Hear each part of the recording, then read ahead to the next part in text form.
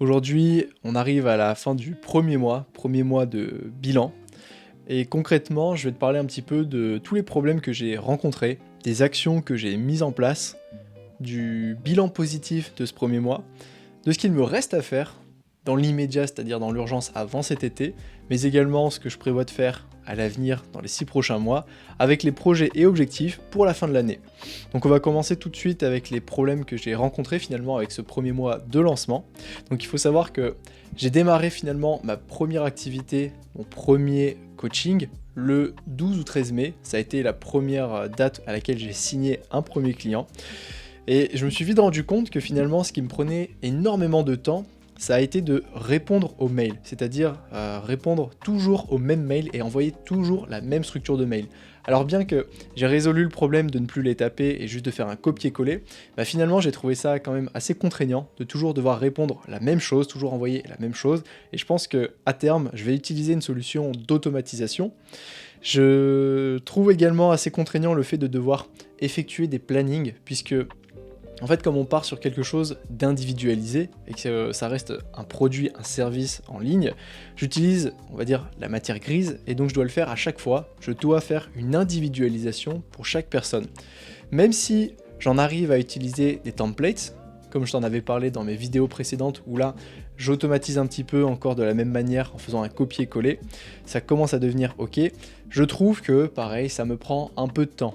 Je trouve que ça me prend trop de temps, même si ça reste gérable. Disons qu'à terme, j'aimerais bien trouver une solution qui va me permettre, moi, de gagner un peu plus de temps et de me libérer plus de temps, peut-être de m'extirper de ce processus, je ne sais pas. Tu verras, je vais en parler plus tard dans la vidéo, j'ai une idée derrière la tête. Un autre problème, finalement, ça a été aussi de gérer les appels visio. En fait, pour faire cette séance de coaching avec les personnes, je me suis rendu compte que leur demander à chaque fois leur disponibilité, puis elles, qu'elles me demandent les miennes, et vice-versa, en fait, on se renvoie la balle constamment, et c'est pas du tout pratique. Je sais qu'il existe une application ou un logiciel, je pense que c'est plutôt une application qui s'appelle Calendly, que j'ai déjà utilisé en tant que consommateur, mais je pense que je vais bientôt l'utiliser en tant que vendeur. Donc je vais pouvoir donner moi-même mes disponibilités sur un calendrier et les personnes n'auront qu'à tout simplement cocher une case à l'horaire qui leur convient selon mes disponibilités et le rendez-vous sera pris automatiquement. Je pense que ça va être beaucoup mieux, moi ça va me simplifier aussi la vie, pas la peine d'échanger, de perdre encore du temps avec ces messages finalement. Et le dernier problème rencontré, je dirais que c'est peut-être le plus important de tous, ça a été celui du syndrome de l'imposteur, qui finalement est encore un problème que je rencontre aujourd'hui. Le problème a été de fixer des tarifs par rapport aux services que je propose. En fait, pour commencer, et tu le sais maintenant, j'ai démarré mes premières séances de coaching, mes premiers mois de coaching à 33 € du mois, pour un pack de 3 mois. C'est un peu vendre son âme, comme je dis. Franchement, j'ai pricé beaucoup trop bas, mais je dirais que, comme tout le monde, au tout début, en fait, on a peur, si tu veux, de ne pas plaire, ou on a peur plutôt de ne pas avoir de clients. Et je voulais absolument avoir des personnes, et je me sentais pas légitime, alors que, finalement, tu détiens des compétences, je détiens des compétences, je détiens un savoir qui est monétisable, et lorsque tu le compares ce que propose la concurrence avec ce que je proposais à l'époque, donc je dis à l'époque, mais c'est il y a à peine un mois, ça a été une misère. Franchement, je me suis fait avoir. C'est pour ça que j'ai vite, progressivement, mais de manière quand même graduelle, augmenté les prix. C'est-à-dire que de 33, je suis passé à 40, 45, 50, 55. Et là, actuellement, mon plafond est à 75 € sur le dernier client. J'en ai passé un à 80 et je suis en train d'essayer de valider un ou deux clients à 85 € au mois. C'est déjà mieux, tu vois, on a doublé largement l'effectif, mais à terme, je sais que ce que je propose là, on en reparlera, ça va faire partie d'un pack de 3 formules, et j'aimerais bien le faire facturer à plus de 100 €, 150 €, puisqu'il s'agit d'une offre premium, et que finalement, il faut rentrer dans ses frais, il faut quand même en vivre. Là, je peux pas en vivre, mais on va en reparler. Au niveau des actions que j'ai mis en place, j'ai changé mes outils de travail, en fait j'ai changé mon environnement. Moi, mon objectif premier, c'est de devenir un digital nomade, c'est-à-dire quelqu'un qui peut travailler avec un ordinateur portable de n'importe où et à n'importe quelle heure, puisque je suis en freelance en quelque sorte, à mon compte, je peux travailler déjà lorsque je veux. Maintenant, j'aimerais bien travailler où est-ce que je veux, et c'est un peu la partie que je suis en train de mettre en place. C'est un peu ce que je suis en train de construire actuellement durant ce mois de juin et de juillet. Et donc, en termes de besoins, j'avais besoin, si tu veux, de miniaturiser mon setup actuel, c'est-à-dire ma tour, donc mon PC fixe que j'utilise, mon écran, un trépied ici pour la caméra que j'utilise devant moi. Donc, d'ailleurs, cette grosse caméra qui finalement, à bout de bras, tu ne t'en rends pas compte, mais qui pèse son poids. Donc il fallait que je puisse miniaturiser ceci. Il fallait également miniaturiser ce micro, mais je vais en reparler plus tard et on va revenir plutôt à l'aspect PC. Là j'ai un PC fixe, et donc j'avais besoin d'un PC portable qui est puissant, avec une batterie qui tienne la route, une luminosité qui est ok pour travailler en extérieur, qui est plutôt fiable dans ses fonctionnalités, qui va pas me planter et qui va tenir et faire un sacré bout de chemin avec moi. Je compte pas en fait, si je change d'ordinateur et que je prends un PC portable, j'ai pas envie de le changer dans 2-3 ans. Et un PC portable qui reste transportable, c'est-à-dire vraiment portable, en fait qui va pas peser une tonne comme mon ancien PC Asus ROG qui pesait 3,5 kg, quelque chose comme ça. Donc pourquoi portable ? Parce que en fait moi je veux pas un PC qui soit branché sur secteur, c'est important pour moi la batterie. Et donc parmi tous les choix et tous les PC qui étaient disponibles actuellement lorsque je regardais cette vidéo, on est au mois de juin 2024 et en fait on avait toute une nouvelle gamme de nouveaux PC avec les puces Snapdragon, la puce M3 Max de chez Apple, donc ce qui me faisait en fait énormément de sites et énormément de PC concurrentiels à avoir. Moi il faut savoir que Apple j'aime pas, enfin c'est pas que j'aime pas mais j'ai jamais été dessus et je pense jamais être dessus, enfin je pense jamais aller dessus. Et donc au niveau de mes choix, j'avais soit le choix entre un ZenBook Pro de chez Samsung si je me trompe pas, un Lenovo Yoga 9, donc tous deux de très belles bêtes avec une bonne autonomie, un bel écran, tout ce qu'on veut, et un MacBook Pro parce que finalement c'est ce qui comblait le plus mes besoins. Et force est de constater que aucun de ces PC ne remplissait tous mes critères hormis le MacBook Pro. En fait, ça a été le seul ordinateur qui cochait ces critères de batterie, de puissance, de luminosité et de transportabilité. Ça a été le grand vainqueur, et franchement, je le vois comme un investissement à long terme. Donc, je te le montre. Hein. J'en ai fait l'acquisition il n'y a pas longtemps, donc celui-ci, qui est un MacBook Pro 16 pouces M2. On va en parler de ses caractéristiques.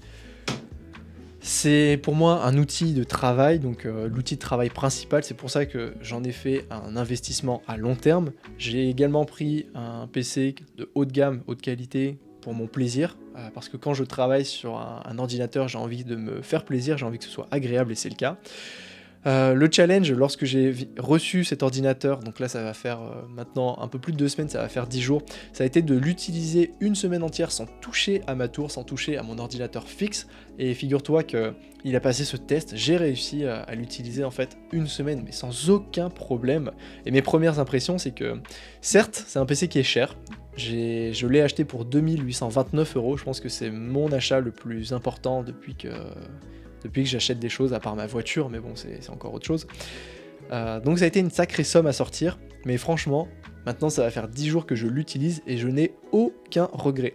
C'est une bête de performance, c'est un écran qui fait 16 pouces, donc je trouve que c'est assez agréable. J'avais peur de prendre un modèle 14 pouces, j'ai pas l'habitude d'utiliser ça, donc je préférais avoir mon espace et avoir assez de clarté, je dirais, sur le PC, sur le bureau, sur l'écran pour pouvoir faire du montage vidéo parce que c'est quand même la principale utilisation que je vais en avoir, avec la bureautique évidemment.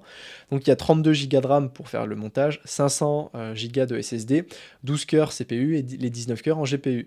Donc finalement tu vois, cette bête, ce PC, qui ne fait que 2 kg, finalement il est plus puissant que mon PC fixe actuellement. Et ça, je trouve ça dingue.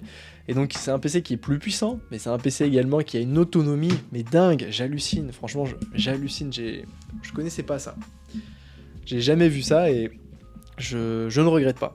Bref, à l'avenir, je disais, donc j'aimerais bien changer ma caméra, donc je sais pas encore ce que je vais choisir. Est-ce que j'utiliserai à l'avenir mon smartphone, donc là par exemple actuellement mon Google Pixel Pro qui filme cette vidéo, donc je verrai le retour vidéo, mais de manière générale je suis vraiment pas satisfait de la qualité de la vidéo. Peut-être que toi tu vois pas la différence, mais moi c'est quelque chose qui me tape sur les nerfs parce que j'ai acheté ce téléphone pour la vidéo et hormis en fait tous les réglages qui sont contrôlés par l'IA, l'intelligence artificielle en mode automatique, bah toi tu as très peu de latitude, finalement le rendu il est pas très beau, moi je trouve que la plupart des images, en tout cas des vidéos, elles tendent et tirent vers le jaune, un jaune vraiment moche quoi, dégueu, et puis si tu veux activer la fonction HDR, tu peux pas forcément l'utiliser dans tous les logiciels de montage ou sur tous les écrans, donc ça c'est mon problème, mais je trouvais ça un peu dommage. Et si tu veux utiliser la fonctionnalité Video Boost, tu es obligé d'upload sur le Drive Google, donc qui est limité à 15 Go, donc tu vois la douille, pour pouvoir recevoir ensuite le traitement de ta vidéo. Et même rien que l'upload, il te prend, mais je crois j'avais fait le test pour une vidéo de 10 secondes, ça m'avait pris 10 minutes, facile, 15 minutes, je trouve ça juste inutilisable. Et donc j'hésite en fait à le remplacer actuellement par, pourquoi pas en fait un iPhone 15 Pro, pour profiter de l'écosystème Apple, donc MacBook, iPhone.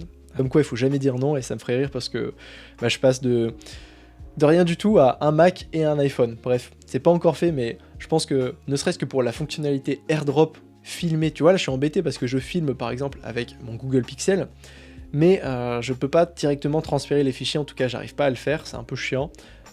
J'ai essayé d'utiliser un système avec un port USB-C avec la carte SD pour ensuite le plugger sur mon MacBook Pro, mais je sais pas si ça va fonctionner. Bon, bien sûr, je vais m'en sortir, mais tu vois, c'est encore des petits détails, ça me fait perdre du temps en termes de workflow, et si passer par un iPhone, ça me permet directement de récupérer mon fichier vidéo et de le mettre sur le SSD de mon Mac, et bah écoute, c'est parfait.